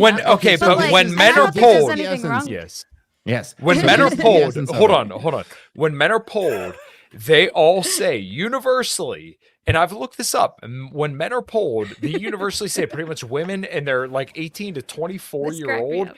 That's when women are their most attractive. So like, I'm not saying that all women are that way, but like if you ask guys, that's when they find women they're most attractive. Like my wife is 28 now. 27. I should know that, but like she's 27 right now. She's still just as beautiful as she was when I met her when she was 22 years old. But like, regardless, when men are polled, they will say that women are the most attractive when they're like 20 to 24 years old. So, and that's generally what men are looking for. They're not looking for a paycheck. Well, I actually don't. I agree with you. Like, I'm not disagreeing that I think younger women are hotter, 100%. Like, I'm bisexual. I agree. I love younger women. You're a chick. I agree. But I agree. So I agree. I'm not disagreeing with this. Trying to sound special. You're a chick. No, I know. We actually, like, women, we're higher of the population, so we're not special at all. But the point I know, is, yins are all retards.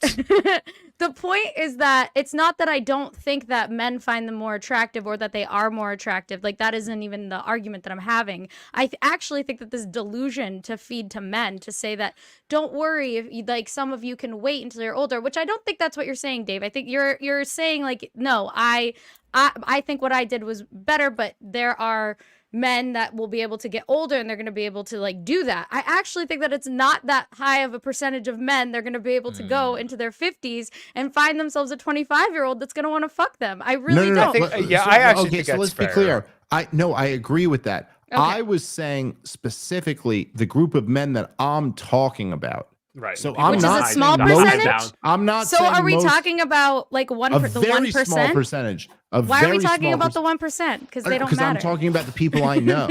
Because I'm talking about the people true. Like, I'm talking about these people who I know who are in this situation. Yeah. I agree with you. For the vast majority of men, it's like, no. And look, for the vast majority of women, I think here's kind of the deal. And look, my wife is still gorgeous. And she is hot, I agree. I've seen a picture. Well, thank you. I appreciate it. I'm lucky. I'm lucky in a lot of ways. But my wife's a really hot chick and also just like a really great person. But I also I know that I'm with her for life, and I know we're both gonna get old and gross together. Like that's kind of the path. But the trade-off is, right? Like, I met my wife when she was in her 20s, and I'm lucky because she still looks like the same she did when she was in her 20s. But at some point, she's not going to anymore. Like, I know that is the future coming. But my wife, like, kind of traded that.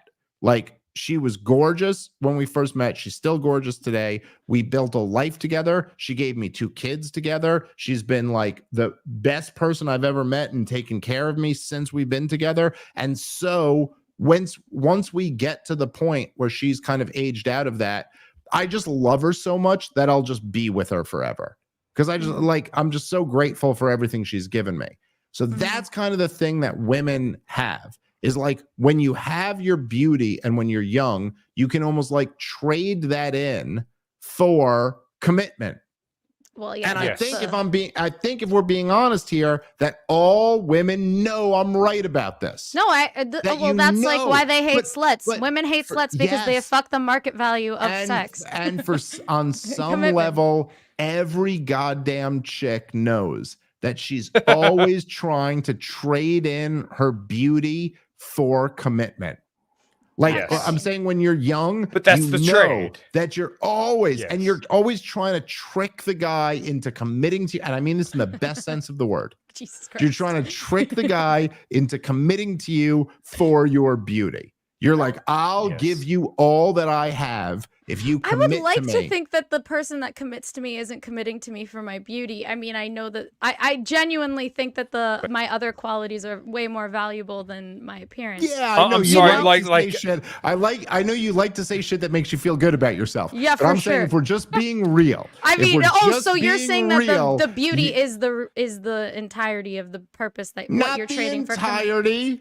But it's The what ma- gets it's your the foot in the bit largest- door. it's the- It puts your majority. legs Really? and torso through Yes. the door. The majority. And if we're being real, like, yes, I'm sure the guy. I agree with that. I'm like, sure the guy for who most you're people. talking to would like to say that, the entirety is just my personality or whatever. But if we're being real, a huge part of it is what he brings to the table, how much money he makes, how much status he has, like all of these other things. There's a it's all million part of guys. it. Yeah. There's a million guys who would be really nice to you who you wouldn't even consider because they don't bring all of those other things to the table. All I'm saying is that you kind of like make this trade early in life. And then because we're decent people, we get very attached to each other. And then, you're like, I'd never leave that person. That's So kind of how I look at it. Sorry, go ahead. Well, I was just going to jump in and say I love the messaging of like finding your person and that being your purpose and spending the early parts of your life or whatever part of your journey is to getting to that and then pouring it all in. I'm just a big advocate for kind of broadening the definition for what that means, right? Like, your chosen family, your one partner, maybe more if that's your fucking thing. The kids, the no kids, like I think people need to have purpose. And it sounds like the friends you're talking about who are single and fucking and partying and stuff like that have a diminished sense of purpose and they're filling that void with fucking vice. And I think there's people who can find purpose without kids, but it's almost like an easy one. Like the easiest way to have purpose is to have kids. But if you can live your life in such a way where you find that purpose that feels maybe not as deep as raising another fucking human that's your like half of you, but like something to that caliber, you can live your life in a satisfying way. And there's lots of room open for that sort of thing to do it. And I think we're coming to a point where society has enough tolerance for alternative tracks where people now have to kind of figure that shit out, right? Like that's kind of the problem. We lived for a very long time where it was like you needed to be doing this, and if you weren't, you were almost like you were like letting down like a civic responsibility in a way.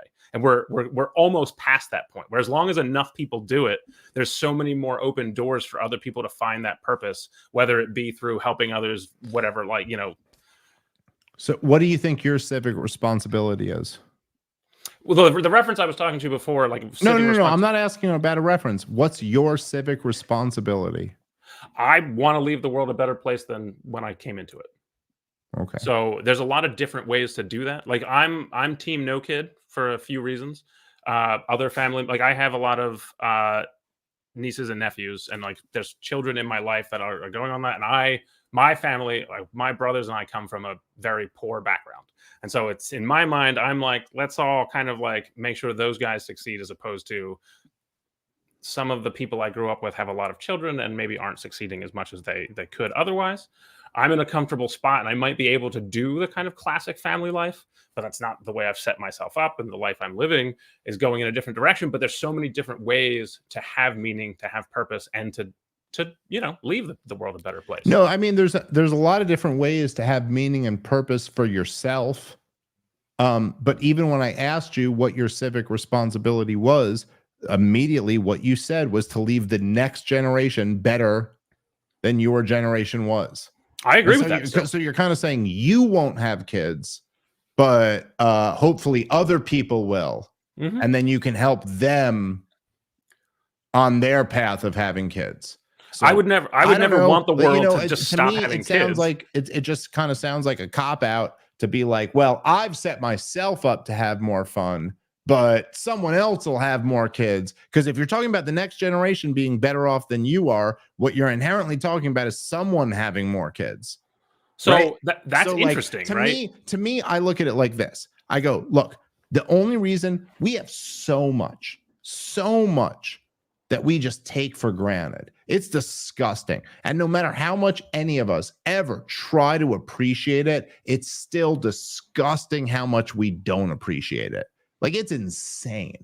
It's I would agree with that. insane that the four of us are having this conversation sitting in front of microphones and computers. And, like, you know what I mean? Like, there's just a few generations ago, people were working their fingers to the bone to make sure they didn't starve to death. And we have all of this. And we have all of this only because people came before us and cared so much about the next generation and were willing to have so many kids that we got here, you know? And so I just kind of feel like, you know, look, I'm not trying to like shit on you or anything, but I'm just saying, like, how can any of us not say that, like, producing the next generation of kids and trying to raise them as good as you possibly can isn't the least of all of our responsibilities.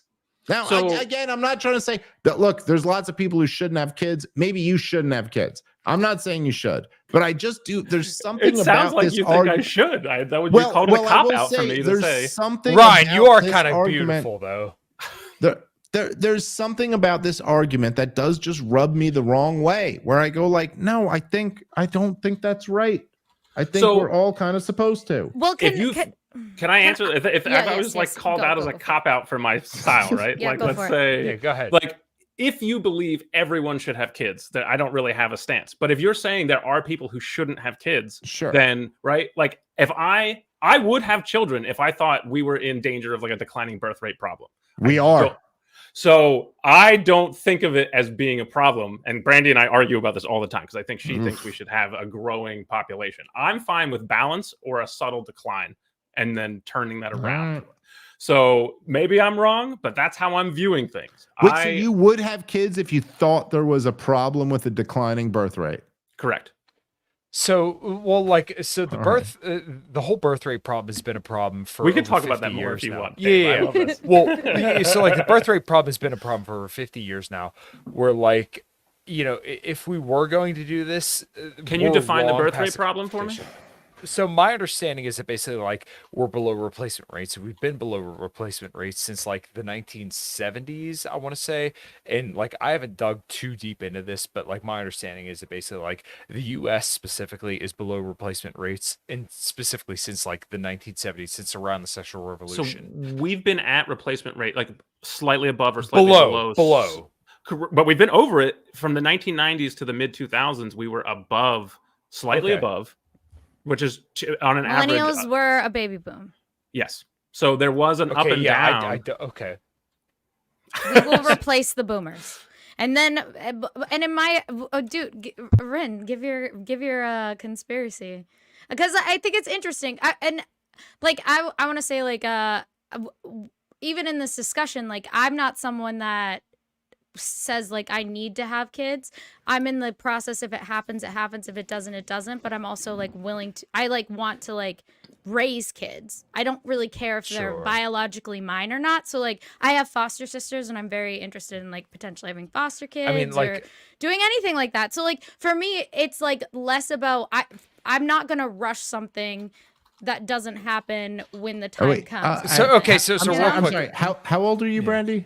34, you know, I'm about 34. to get to geriatric pregnancy very soon. Like, few years. Okay, so you're just okay.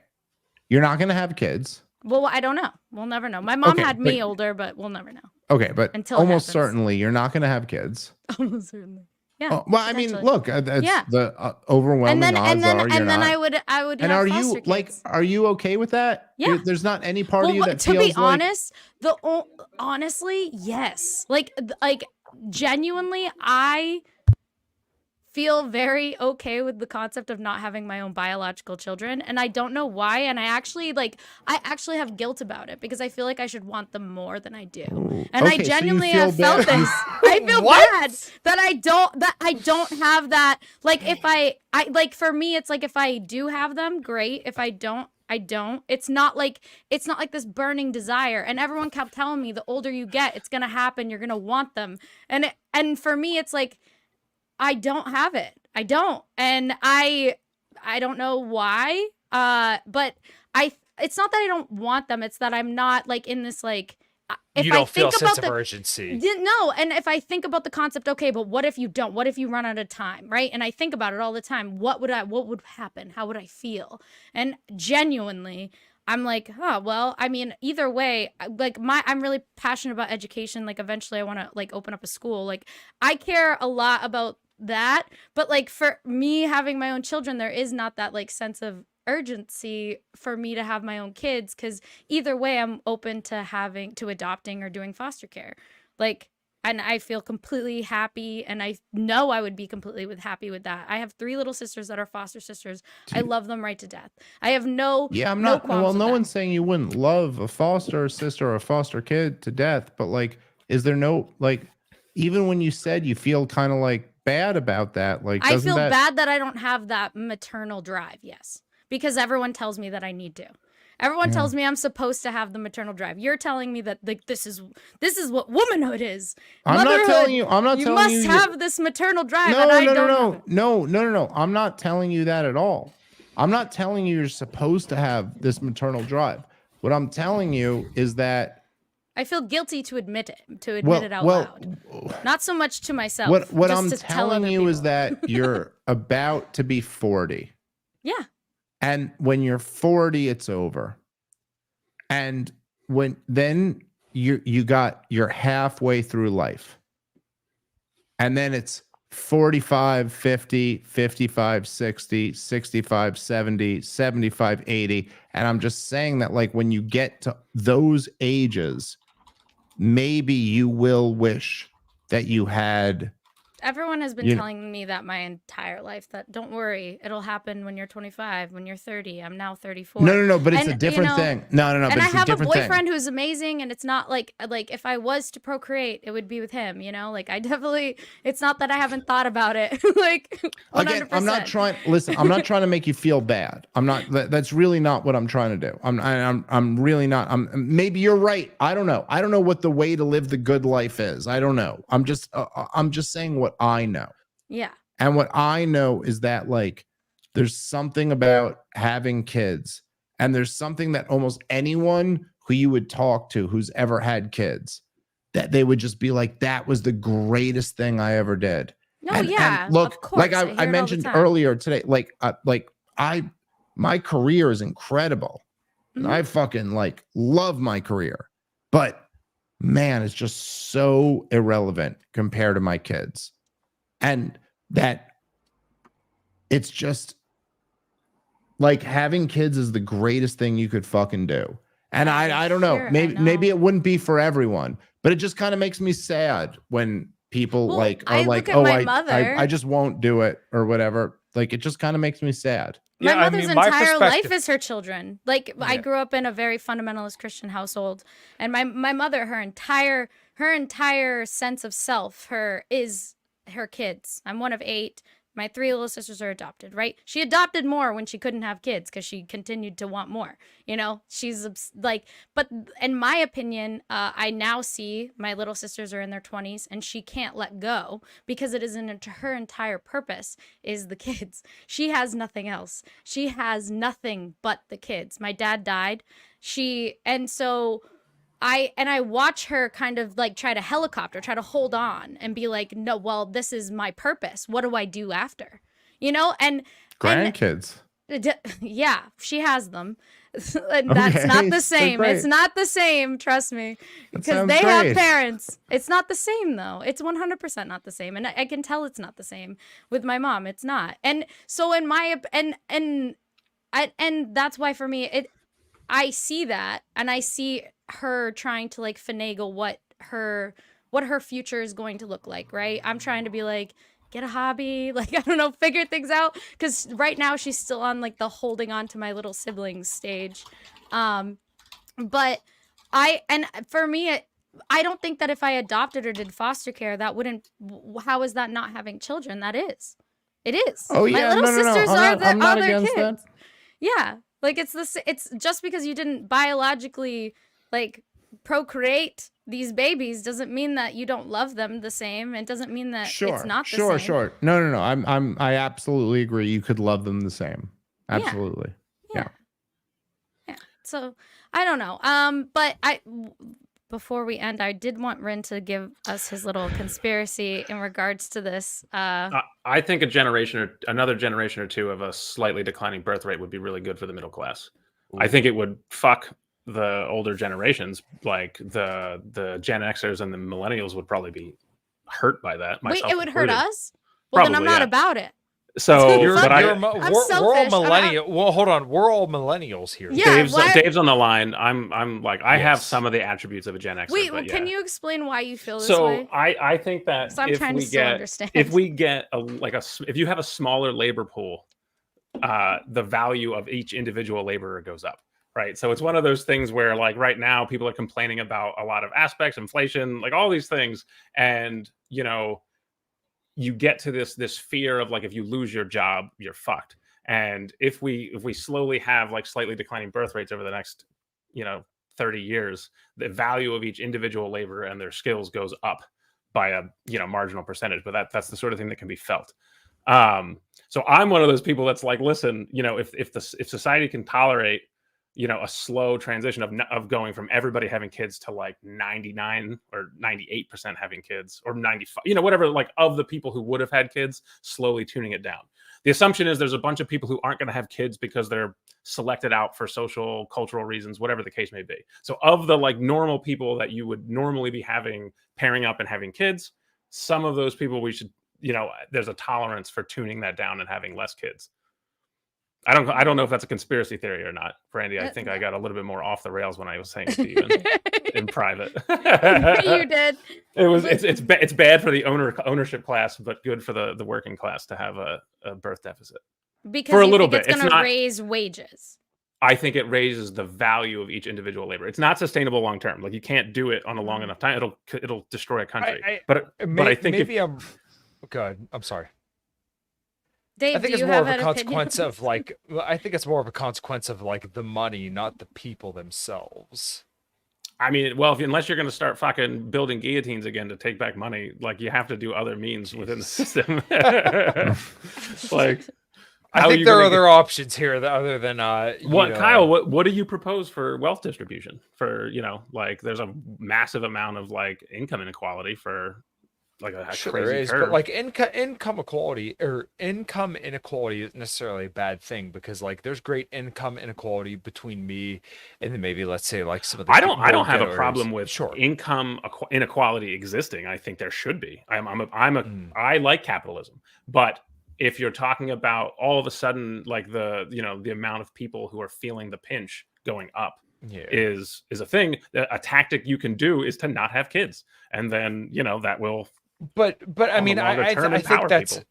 I think it's more of a band-aid on a snake bite. Like I think fixing the money and fixing the Federal Reserve from there would be a better solution than just telling people, well, get a vasectomy and don't have kids. Like I think we should want people to have strong families to bring about a better culture. Rather than just tell people, well, don't breed, and then this problem will eventually fix itself. Well, like I maybe think we the problem shouldn't should be do focused don't on breed. government.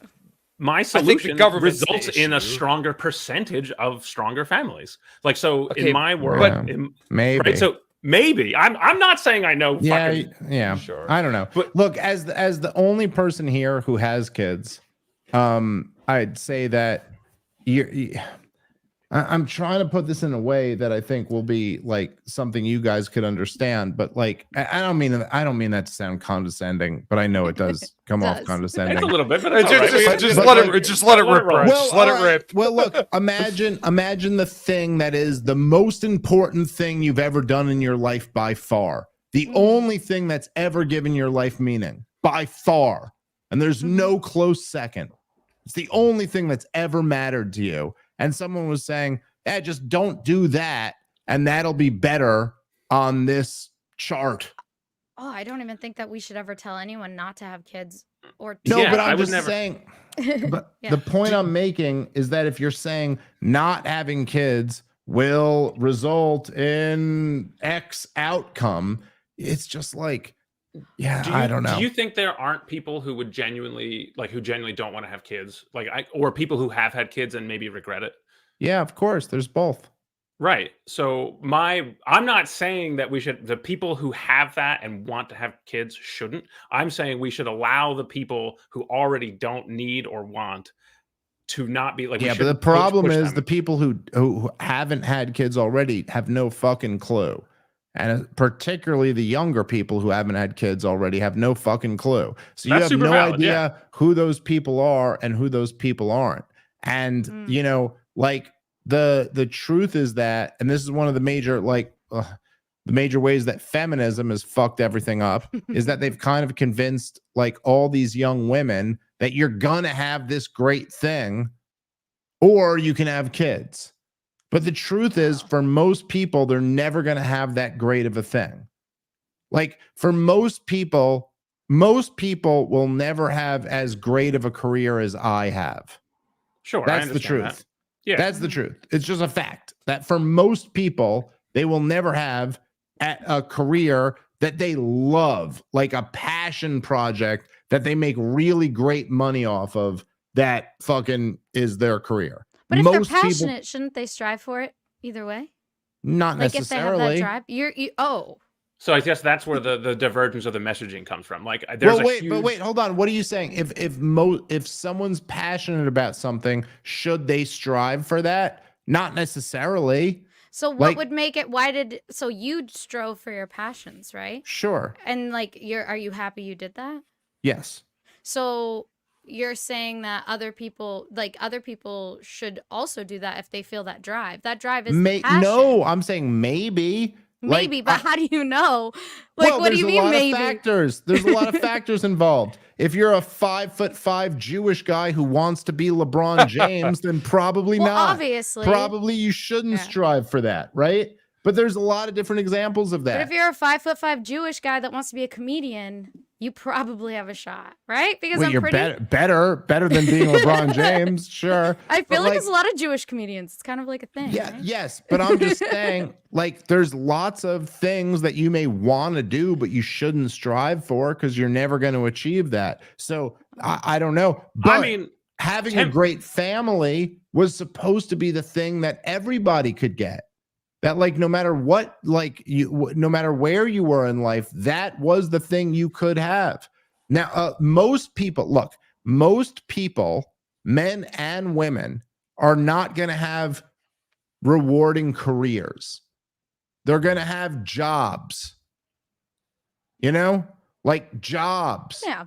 Things they don't really love doing, but they'll do because they get a paycheck at the end of the week. Well, I That's blame what this most on higher people are going to education. have. But none of that ever matters. If you have a great family at home, Yeah. it doesn't matter. It doesn't matter what you're doing to support them because it's just like that's the best thing ever to have. So I'm not saying that's what everyone should be doing, but the idea that everyone should just be striving for what they want to do, no, that's silly. I agree with tempered expectations. Managing expectations is a real thing that we struggle with, and there's a whole generation of kids who are told they could be president, and that statistically doesn't line up. But Sure. I also think it's very human to feel a lot of regret and resentment if you don't go for it, right? So I do think people should shoot their shot and then just pick up the pieces and move on afterwards. I agree with that. I think that people should, well, look, shoot your shot if it's a within reasonable shot. Yeah, I agree. You know, like there should be something about like where If you got long enough arms. Yeah, if there's some indication that you could maybe make that shot, then shoot your shot. I just don't think I don't think people have all these grand aspirations. I know people who are like, I've always wanted to go see this fucking thing, right? And they're just like hustling enough and not being able to get out of things, and they get the family and they're like, I've always wanted to go see the fucking thing, but now it's like, I need to make sure, like, oh, I'll go when the kids are in college, or oh, now I got medical expenses. But I mean, like the kids are kind of like a grand aspiration. Yeah, right? that's the point, right? So there, you're totally right that there are a lot of people who don't have grand aspirations and are just like, I don't know, like some guy who's an electrician and his wife is a waitress, and just like whatever, they don't have any grand aspirations of like being like some crazy thing, but they start a fucking family together and they have the cutest little kid in the world. And do you know, like, I don't know, man. I know I'm the only one here who has any kids, but like, but I don't have a problem with that. I think that's beautiful. I want those people to But be don't happy. you want point. the kids to have grand aspirations? Like, don't you want your kids to have grand aspirations? Let me tell you, what I want my kids to have more than anything else is a happy marriage and to have kids of their own. That's what I want more than anything else. And sure, I'd love for them to have grand aspirations. But the point I'm trying to make is that I'm the only one here who has kids, right? And so all I'm saying is that I have played theaters with thousands of people. I've been in situations where I've been, okay, we both have. But I'm saying I've been in situations where thousands of people have been like, Dave, what you just did was incredible. And it's nothing compared to coming home and having my little girl run up to me and be like, Daddy, I'm so glad you're home. It's just nothing. It doesn't even kind of compare. It doesn't even kind of compare to my 2-year-old boy coming over and going, Daddy, and jumping on my lap. You believe in God, don't you? Yes. So And don't you think that God has a grand design for everyone, and maybe not for everyone he has that design Sure. to have them procreate? Yes. Yeah, I'm for sure. quite open to that possibility. Yeah. All I'm saying is that yes, not everybody is going to have that like glamorous thing, but for sure. there is. But it doesn't matter because having kids is so much better than any of that. Yeah. It's so much better than that. I can't speak. Obviously, I don't have kids. So I can't speak to the direct experience, but there are moments like so I'm a chemist. I work in like corporate pharma. I have helped make medicine. And then I've met people who were bedridden and had no like long-term prognosis for any sort of like functional life, get the medicine in them. They're now out of bed, able to live. I've shaken their hands, and that kind of like, I mean, it's not the constant that children offers, but there's other ways to have that like, holy shit, look what I have done. Right. Like I can't do a direct comparison, but also I don't know how many like lives you've saved, right? So it's like one of those things where that I'm not trying to diminish parenthood. I think it is beautiful, and I think I want to encourage everyone who wants to do it and do it well should be empowered as much as they can be. But I don't want to leave off. Like I want to leave room at the table for the other people who can find that kind of meaning and power. Yeah, I mean, I totally agree with that, and I just don't think there's any conflict in what I said to what you said. So yeah, that's true. I don't either. That's true. You may have helped people in other ways, and we've probably all helped people in other ways. Dave, the you other for one sure here have. And like even beyond like having a family, I feel like you've helped a lot of people. Just like in regards to like libertarianism, like I know for a fact you have. A lot of people look up to you. So I mean, I feel like I know that like you're saying the family obviously is of more value than that, but that still has value. It's just But no, I agree. I don't think we're just in disagreement about anything here. I think it's just. I think we agreed. I mean, Well, look at us. We're so good. We're so good. We came to the end. Everyone agreeing. Well, I really enjoyed this. This was a really amazing conversation. I was very excited to have on Dave Smith, who kind of made me re-interested into the Libertarian Party because I was at a point where I was like, these people are fucks. And so Dave's like half a stroke. I'm glad I reintroduced you, and also I'm sorry to bring you into this world. I mean, I apologize. tried to get into it before, and then it was like, I realized that I was like, is this dim light? Like, what am I doing? And then I live in Boston, by the way, so obviously the Libertarian Party here is like a very unique beast, or was. Well, it still is, actually. But yeah, and I was very grateful and thankful that you came on to talk to us.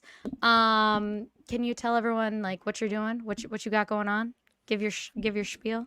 Sure. Well, at Comic Dave Smith on Twitter, and comicdavesmith.com is my website, and that's people know where to find me. But thank you guys all very much for having me on. I enjoyed this. Yeah, Kyle, Rin, give your maybe not Rin. So a common crown, my band will have a single out before the end of the month, I believe. It's called Cry. It's going to be heavy, and if you're into heavy metal, I think you're really going to like this song, and I'm super stoked. We probably won't have any new music out till like probably summertime next year, but be sure to check that out. In Liberty and Health, obviously Dave was a guest on there a couple months ago, and it was a really good show. 5 till midnight on Monday night with Adam Nutter, Biting the Bullet, and Sam Urban. And yeah, I think that's all I got. And then obviously here every Thursday, 8:30. Yee. Thank you. GG. Oh wait, Ren, sorry. No, I don't have anything. You guys are all good. I don't exist. I don't exist on the internet. All right. GG's, y'all. Thank you guys for hanging, and we'll see you next Thursday. Bye.